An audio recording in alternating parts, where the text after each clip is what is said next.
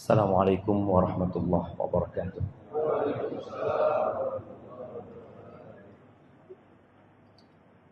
Alhamdulillah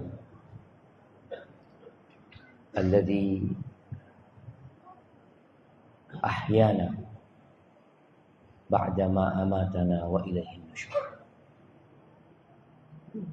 Walhamdulillah alladzi radda ilaina arwahana wa adzina lana bidzikri. Segala puji bagi Allah Jalla Jalaluh yang telah menghidupkan kita setelah Dia mematikan kita, dan kelak kepadanya kita akan kembali. Dan segala puji bagi Allah Azza wa Jalla yang mengembalikan kepada kita arwah kita, ruh kita. Wa afana fi ajsadina, dan memberikan afiah ke tubuh kita, sehingga kita diizinkan pula oleh Allah untuk mengingatnya. Kita bisa datang ke rumahnya, kita bisa melaksanakan salat subuh berjamaah. Allahumma salli wa sallim ala abdika wa rasulika sayyidina wa maulana Muhammadin wa ala alihi wa ashabihi ajma'in. Ya Allah, semoga salawat dan salam, berkah dan nikmat senantiasa Engkau tambahkan untuk hamba kekasih-Mu, untuk baginda Nabi kita Muhammad alaihi salatu wassalam, untuk keluarga beliau, untuk istri-istri beliau, untuk putra-putri beliau, dan untuk seluruh sahabat Nabi. Semoga Allah meridhai kita bersama mereka. Amma ba'd. Hadirin rahimakumullah, setiap pagi,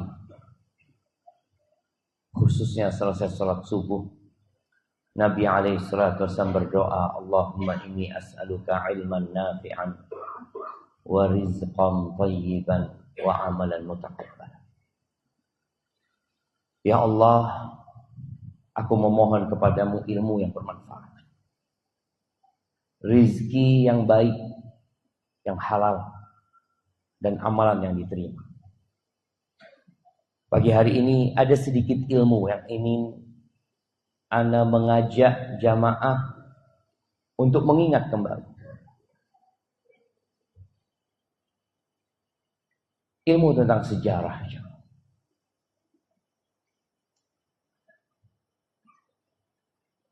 Beberapa waktu yang lalu ada sebuah potongan video yang tersebar. Dia mengatakan dari seorang yang mungkin berkompeten di bidangnya. Dia menyebutkan bahwa di sebuah akademi militer disebutkan bahwasanya cara menguasai suatu bangsa yang pertama adalah mengendalikan sejarahnya.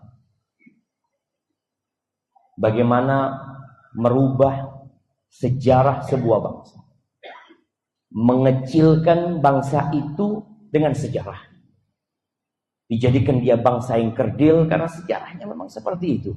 Mereka nggak punya sejarah, atau memang sejarahnya penuh dengan catatan-catatan hitam. Dikendalikan sejarah, dibuat sejarah. Yang kedua, kuasai medianya. Dan yang ketiga, mengontrol agamanya. Bagaimana agama itu dikontrol oleh yang ingin menguasai bangsa-bangsa. Ana ingin menitik beratkan terhadap masalah sejarah. Kita umat Islam, umur berapa sejarah kita?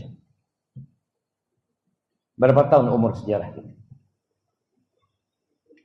1444 Hijriah. Tapi banyak di antara anak-anak kaum muslimin yang nggak tahu. Tahunnya 2023. Ini berkaitan dengan sejarah. Kenapa para sahabat Nabi radhiyallahu taala anhum tatkala mereka bermusyawarah menetapkan penentuan kalender Islam, mereka tidak pakai kalender yang sudah ada. Yang jelas Masehi lebih tua daripada Hijriah, 2023. Kenapa kok pada waktu itu nggak pakai kalendernya orang-orang Romawi yang notabene-nya Nasoro, mereka orang-orang Nasrani, dan pakai sejarah tersebut. Umat Islam juga nggak mau pakai kalendernya orang-orang Persia, yang pada waktu itu Persia dan Romawi ini dua negara besar, bahkan mereka menguasai banyak negara. Kenapa umat Islam kok nggak pakai kalendernya Yunani atau kalendernya India? Kok nggak pakai kalendernya Cina? Kenapa? Kok Umar bin Khattab radhiyallahu taala anhu bersama sahabatnya kita pakai hijrahnya Rasul sallallahu alaihi wasallam agar sejarah tidak dilupakan.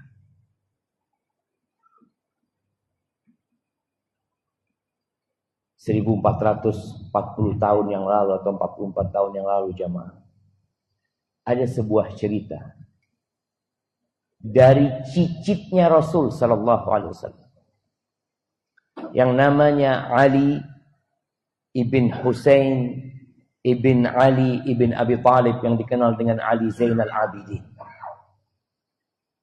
radhiyallahu taala anhu. Apa kata dia?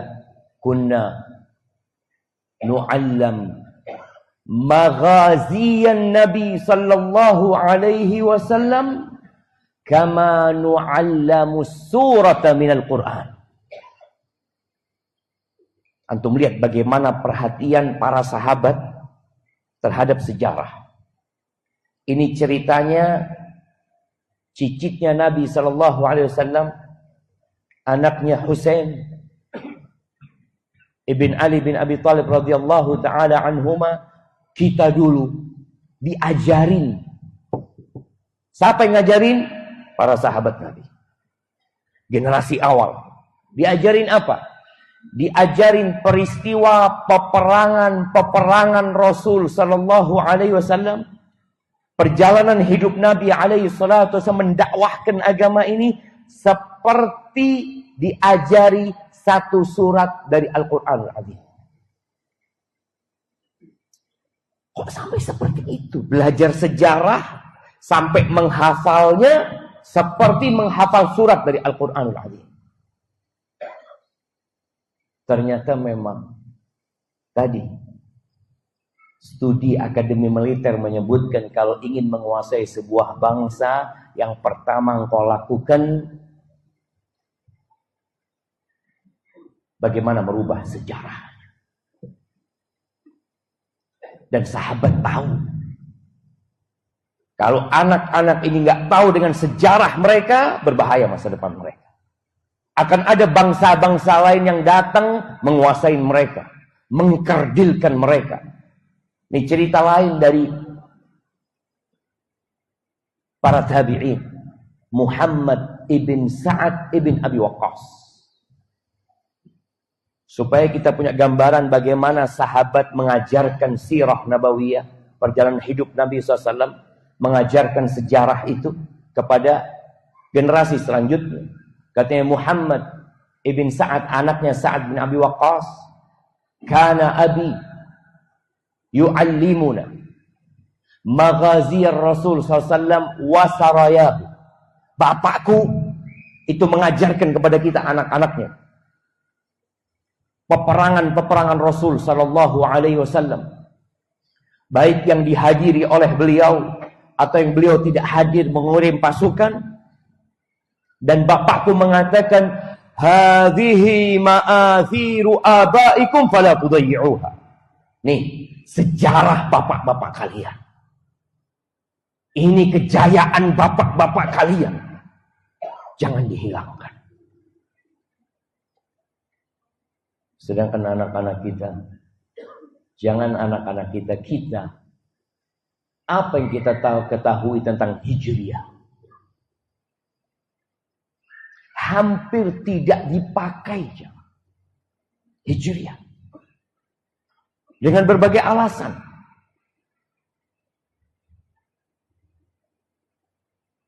Setiap peradaban itu ingin kalender mereka eksis. Karena itu menunjukkan keberadaan mereka. Cina yang di negara kita, mereka punya kalender sendiri. Kenapa mereka nggak lupakan gitu? Mereka punya Imlek. Dan kapan Imlek itu jadi libur nasional di Indonesia? Sejak zamannya Presiden Indonesia Abdurrahman Wahid. Sebelumnya nggak ada. Tapi mereka berusaha gitu. Karena ini bicara bangsa, bicara peradaban, bicara sejarah. Yang kita yang umat Islam banyak lupa dengan sejarahnya. Kalau ditanya, sebutkan kalender Hijriah, wallahu a'lam. Di sebagian sekolah Islam sama. Hijriah pun dilupakan.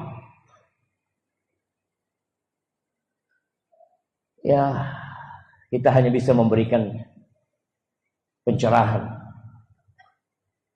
Kalau ingin kalender Hijriah yang bicara sejarah umat Islam ini, karena nanti anak-anak kita nih jamaah, kalau baca sejarah dia, perang Badar terjadi tanggal 17 Ramadan pada tahun kedua Hijriah. Tahun kedua Hijriah, tahun berapa Bapak? Nggak tahu dia. Karena ukuran dia Masehi. Makanya akhirnya beberapa buku sejarah itu mendampingkan kalender Hijriah dengan Masehi. Karena nih anak nggak ngerti. Kapan meninggalnya Rasul Sallallahu Alaihi Wasallam? Tanggal. Nah, ada mau tanya. Nah, tanggal berapa? 12 Rabiul Awal. Tahun berapa? Oh, ada bocoran tahun 11. Jadi harus saling tolong menolong jemaah. Ketika dikasih tahu tanggal 12 Rabiul Awal, kapan tanggal 12 Rabiul Awal? Kita sekarang ini bulan Februari. Iya, anak itu taunya bulan ini bulan Februari. Ketika dikasih tahu 12 Rabiul Awal, kapan? Sekarang 12 Februari. Apa itu Rabiul Awal? Bulan keberapa Rabiul Awal? Nggak tahu. Ini usaha untuk melupakan sejarah sudah menjadi perhatian para sahabat 1400 tahun yang lalu. Sehingga dia mengajarkan sejarah kepada anaknya seperti mengajarkan surat dari Al-Quranul Azim. Nggak main-main jemaah. Bukan sekedar pelajaran yang hanya untuk menyenangkan akal kita. Ini berkaitan dengan iman seorang hamba. Ahibati fillah. Ketika seorang tahu dengan peristiwa perang Badar, dia ingat, dia baca. Kira-kira apa yang akan terjadi dengan jiwa dia setelah mengingat perang Badar itu? Semangat ingin hadir di peperangan itu.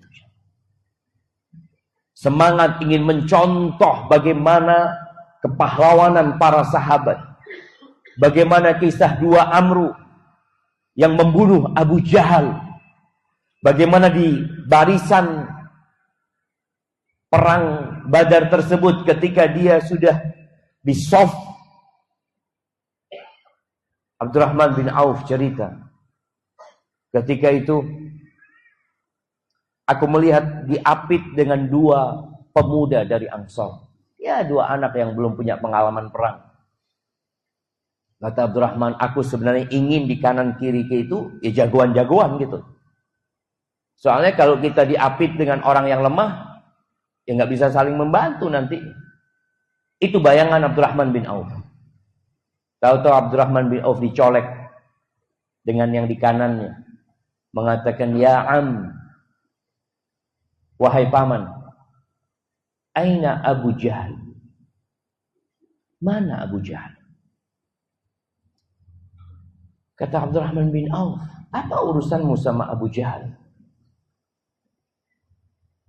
Kata bocah yang masih muda ini, jadi yang ikut perang pada waktu itu jamaah, umurnya di bawah, bukan di bawah ya, di atas 15 tahun.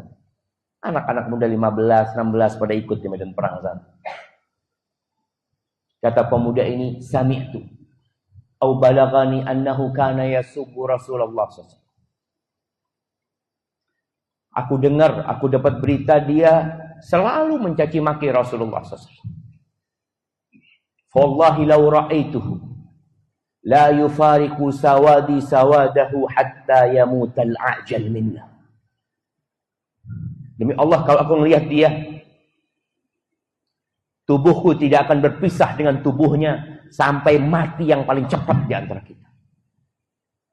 Itu Abdurrahman bin Auf lihat ternyata yang di kanan dia ini seorang yang memiliki keimanan yang membara, memiliki cinta yang begitu mendalam kepada Rasul sallallahu alaihi wasallam.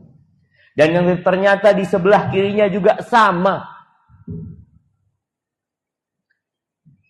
Ketika peperangan dimulai dan kelihatan Abu Jahal, Abdurrahman bin Auf mengatakan kepada dua pemuda, "Hadza sahibukuma." Ini yang kalian cari.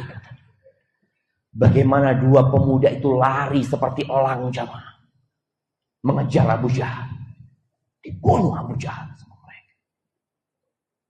Ini sejarah kita jamaah, yang sebagian kita nggak tahu. Bagaimana Abdullah bin Mas'ud setelah roboh Abu Jahal ini, Abdullah bin Mas'ud naik ke dadanya Abu Jahal. Dan Abu Jahal ini sering menghina Abdullah bin Mas'ud. Abdullah bin Mas'ud ini sosok yang kurus. Ya, sampai sahabat sendiri pernah menertawakan Abdullah bin Mas'ud. Pernah Abdullah bin Mas'ud ini naik pohon arok ya, mau memetikkan siwak buat Rasul SAW. Tahu-tahu ada angin yang menerpa, yang menyebabkan ya goyang-goyang lah, dan tersingkap betisnya Abdurrahman bin Auf. Kecil Abdullah bin Mas'ud ya, kecil betisnya Abdullah bin Mas'ud ini. Ketawa para sahabat. Apa kata Nabi SAW? Mimma tadhakun. Apa yang kalian tertawakan? Apa yang kalian tertawakan? Tahu sahabat, Nabi marah. Mereka sudah mulai memandang, menilai orang dari penampilannya, dari fisiknya. Padahal Allah tidak melihat kepada rupa, tidak melihat kepada harta, yang dilihat hati dan amalan hamba. Akhirnya para sahabat mengatakan, min diqqati saqaihi au min khumusati saqaihi ya Rasulullah. Dari kecilnya betisnya Abdullah bin Mas'ud. Apa kata Nabi SAW kepada mereka? Lahuma fil mizan athqalu min jabal Uhud. Kalian tahu, kedua betis Abdullah bin Mas'ud ini di timbangan pada hari kiamat lebih berat daripada gunung Uhud. Itu Abdullah bin Mas'ud ketika naik ke dadanya Abu Jahal. Abu Jahal mengatakan, laqad raqaita murtaqan sa'ban ya ruwai'il ghanam. Engkau sudah naik ke dakian yang sangat sulit, wahai penggembala cilik. Tetap dihina Abdullah bin Mas'ud. Dipenggal kepalanya Abdullah, kepalanya Abu Jahal, dan dibawa ke Rasul SAW. Ini sejarah. Jangan dilupakan. Bagaimana peristiwa perang Uhud? Berapa lawan berapa? Perang Badar 300 lawan 1000. Dan Allah berikan kemenangan kepada umat Islam. Sehingga tatkala umat Islam melihat sejarah ini, dia jadi berbesar hati. Ternyata bukan bicara tentang jumlah, tidak bicara tentang kuantitas, tapi bicara tentang kualitas. 300 orang melawan 1000. Perang Uhud 700 melawan 3000. Perang Khandaq 3.000 melawan 10.000. Terus kalau antum perhatikan jumlah umat Islam bertambah dan musuhnya semakin besar, Allah berikan kemenangan. Bagaimana peristiwa perang Uhud? Kenapa umat Islam kalah? Kenapa Rasul sallallahu alaihi wasallam terluka sampai pingsan Nabi alaihi salatu wasallam? Ternyata Nabi itu enggak kebal ya, enggak. Nabi berdarah-darah, na'am. Hamzah, Sayyidus Syuhada, Asadullah. Bagaimana dia tewas meninggal dunia? Dia terluka, iya, dia enggak kebal. Di saat banyak atraksi-atraksi yang menunjukkan kekebalan, enggak, sahabat Nabi enggak kebal. Berdarah-darah mereka. Dan mereka mencari kematian di medan perang itu. Dalam satu peperangan, ketika Nabi SAW di Uhud atau di Badar, Nabi mengatakan, Qumu ila jannatin arduhas samawati wal ard. Bangkitlah kalian menuju ke surga Allah yang luasnya seluas langit dan bumi. Itu Umair bin Humam atau Hamam al-Ansari mengatakan, ya Rasulullah, jannatun arduhas samawati wal ard. Ya Rasulullah, surga itu luasnya seluas langit dan bumi. Kata Nabi SAW, nah. Kata Umar, bakhil. Katanya. Ya Allah. Nabi tanya, kenapa kau ngomong bakhil? Ungkapan takjub jemaah. Keheranan. Ya kita bisa bayangin, antum kalau mau dikasih hadiah jemaah. Antum dikasih hadiah Pulau Kalimantan. Antum jadi raja di sana, semuanya milik antum. Bagaimana perasaan antum? Kalau ternyata surga itu luasnya seluas langit dan bumi, dan antum lihat langit itu, berapa miliar, jutaan miliar jumlah yang namanya planet-planet yang ada di sana. Dan terus manusia menemukan yang baru lagi, Luasnya surga seluas itu. Kita sekarang hanya hidup di bumi ini. Bicara langit, kita hanya melihat, oh ada benda ini, ada benda ini. Nanti itu jadi luasnya surga Allah Azza wa Jalla. Nih sahabat tanya, luasnya seluas langit dan bumi ya Rasulullah. Iya kata Nabi. Kenapa engkau mengatakan bakhil? Kata Umar, enggak Rasulullah SAW. Bukan dia meragukan, enggak. Arju'an aku min ahli. Aku berharap aku menjadi penghuni surga. Apa kata Nabi SAW? Anta min ahli. Engkau termasuk penghuni surga. Umar dapat semangat seperti itu jamaah. Dia mengeluarkan beberapa butir kurma dari wadah dia. Kemudian dia mulai memakan 1 butir, 2 butir untuk menguatkan dirinya. Lalu dia mengatakan, melihat kepada kurma-kurma itu, la in ishtu hatta akula hadhihi tamarat lahiya hayatun tawilah. Kalau aku hidup sampai menghabiskan kurma ini, itu kehidupan yang panjang, kata dia. Dilempar itu kurma. Dia lari menuju medan perang. Dan tewas di sana. Radhiyallahu ta'ala. Tapi kembali kepada perang Uhud, kepada umat Islam kalah. Kenapa umat Islam kalah? Padahal di awal peperangan Allah berikan kemenangan kepada umat Islam. 700 itu jamaah bisa memukul mundur 3.000 orang. Sebelum perang, Nabi SAW mengeluarkan pedangnya. Lalu beliau mengatakan kepada para sahabatnya, man ya'khudhu sayfi. Siapa yang mau pakai pedangku, kata Nabi SAW.